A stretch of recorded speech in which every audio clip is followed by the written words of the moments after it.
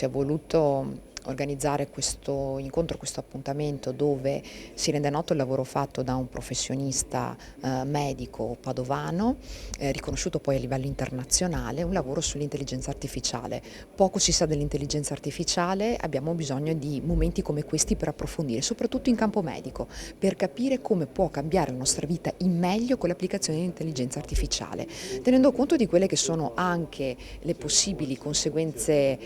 non gestibili, magari negative e problematiche legate all'intelligenza artificiale, per sapere gestire al meglio ed evitare che ci possano essere appunto dei risvolti negativi.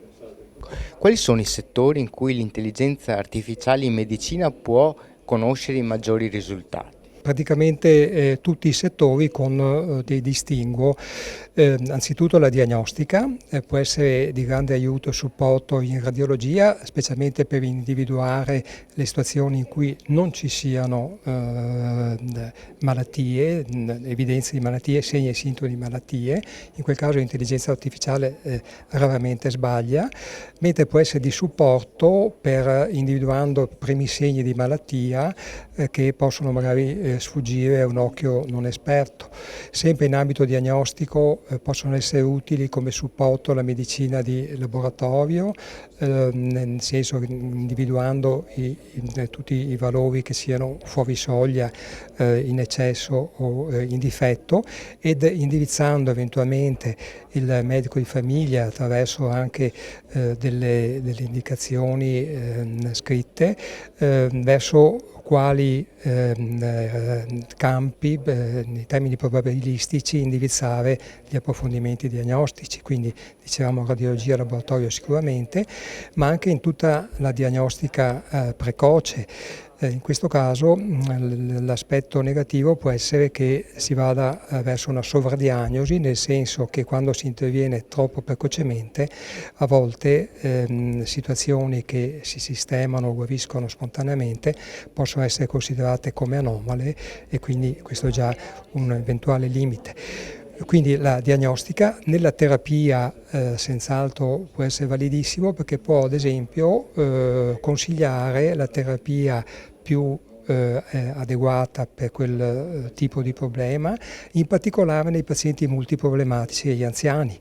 che devono assumere molte terapie con farmaci che possono interferire fra loro. Qui emerge un alto livello dove può essere molto utile, ad esempio nell'interazione tra farmaci è praticamente impossibile per un medico tenersi aggiornato. Allora un sistema automatico basato sull'intelligenza artificiale può farci presente quando ci sono interazioni pericolose, addirittura in termini probabilistici, e cioè dicendo in questo caso l'interazione fra il farmaco A e il farmaco B può essere molto pericolosa nel 90% dei casi, oppure può essere moderatamente pericolosa, ad esempio nel 5%, nel qual caso il medico magari fa un rapporto costi-benefici, costi in termini umani e benefici, e dà il farmaco perché le probabilità sono basse. Dicevamo nella terapia e nella riabilitazione poi, dove abbiamo delle protesi meravigliose guidate dall'intelligenza artificiale, dove è possibile addirittura anche recuperare parzialmente la parola, recuperare il movimento di mani e di arti interi. E direi per finire, nelle fasi terminali della vita, nelle cure palliative, dove forse siamo ancora, potremmo fare molto di più, e l'intelligenza artificiale può senz'altro aiutarci, perché ecco, in quell'ambito, cioè nella fase terminale della vita, la logica e l'ottica è diversa, ad esempio circa i farmaci da somministrare, le interazioni, nel senso che l'obiettivo è quello di far soffrire il meno possibile la persona e poi anche permetterti interazioni o associazioni che una persona sana non ti permetteresti. In conclusione, ci sono moltissimi ambiti e prospettive molto interessanti. L'importante è che ci sia un progetto, una gestione equilibrata e consapevole e partecipata da parte del cittadino, dell'utente, del malato ovviamente, da parte dei professionisti della salute e da parte anche di coloro che devono finanziare e programmare gli investimenti in ambito sanitario.